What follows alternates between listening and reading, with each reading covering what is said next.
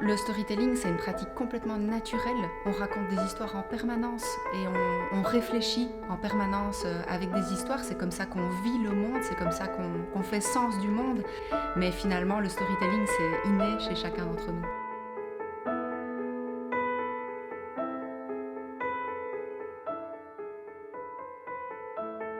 Je m'appelle Laurence Dessart, je suis professeure de marketing ici à HEC Liège et vice-doyenne à la recherche.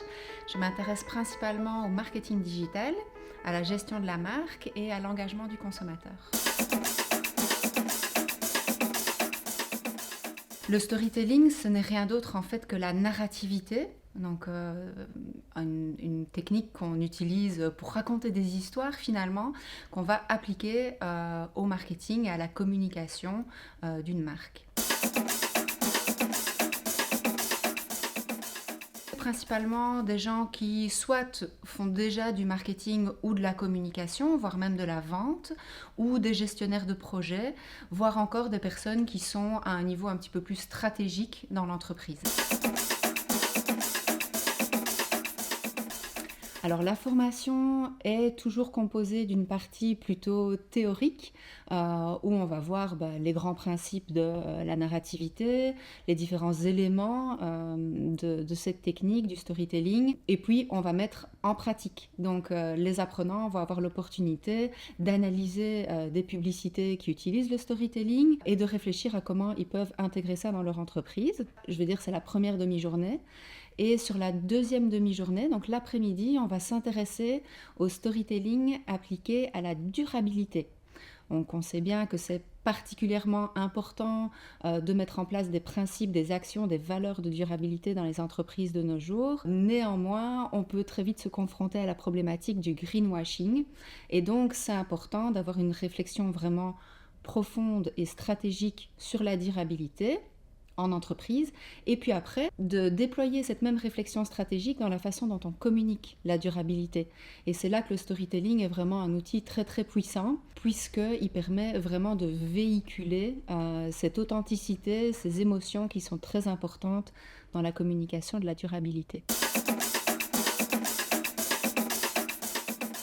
Le participant va comprendre vraiment les différentes composantes, les différents mécanismes du storytelling et va pouvoir retourner en entreprise avec une vision claire de comment construire une histoire autour de sa marque, autour de ses valeurs, mais également en fonction des objectifs stratégiques et marketing qu'il souhaite atteindre.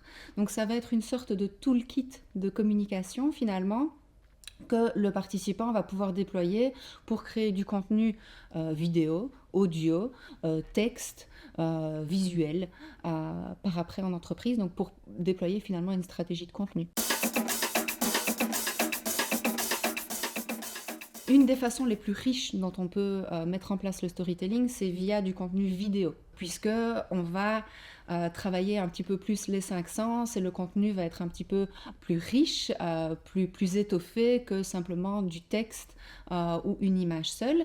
Néanmoins, on peut évidemment communiquer du storytelling avec des médias beaucoup plus classiques ou beaucoup plus simples. Et puis, on va voir également certains exemples de storytelling qui est utilisé en réalité virtuelle également. Là, on part vraiment dans un environnement très très immersif qui n'est pas forcément à la portée de toutes les entreprises aujourd'hui, mais néanmoins qui peut petit à petit être mis en place par beaucoup de monde.